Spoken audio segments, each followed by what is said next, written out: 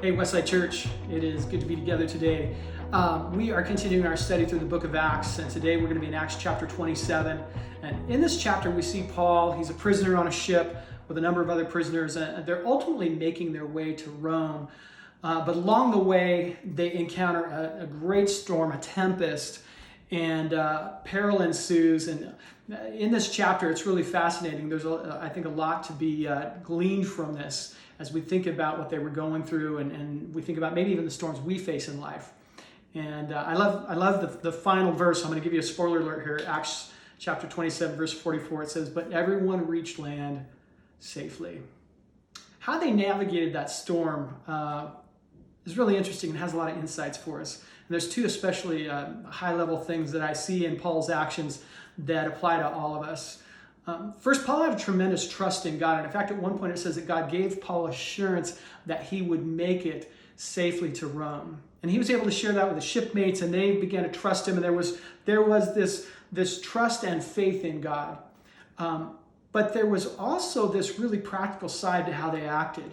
And Paul and the shipmates did everything they could to try and survive this storm, to try and thrive in the midst of this chaos.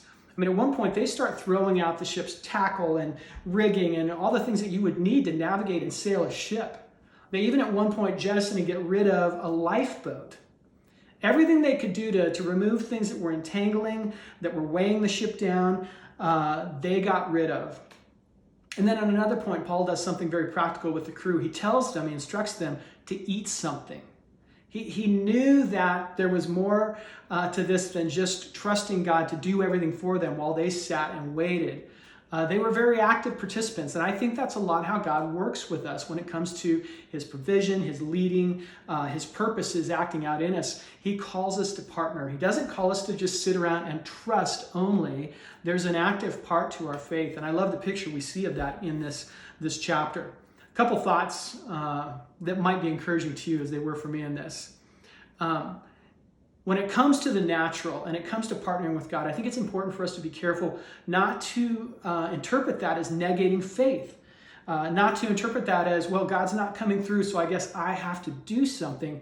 But rather, it really is a partnership with God. And we see that with Paul. His faith never dissipates. He never loses sight of the fact that God's in control. And yet he was very active in trying to better their situation. Also, I think this passage reminds us that sometimes we have to embrace hard things. They had to do some really hard things to try and survive this storm. And I think even in our lives, there are some hard things that we sometimes have to do. We have to choose to do so that we don't just become victims to circumstances. Sometimes we have to recognize that we actually have the power to make a difference in our situations, and we have to take action to do that. And it may be everything from having the power to get out of a toxic relationship, or the power to better your situation, whether it be financially or vocationally, getting some training, doing whatever you can to better that. Even your own physical state, as Paul mentioned, it may be how we eat, our sleep habits, our stress and relaxation habits. There's so much we can do in the physical realm to better our situation that really is honoring to God and brings life in the midst of His provision. And so I love a saying from my friend Tim. He says this, and he lives this every day. The saying goes like this: "To be the man I want to be, I choose to."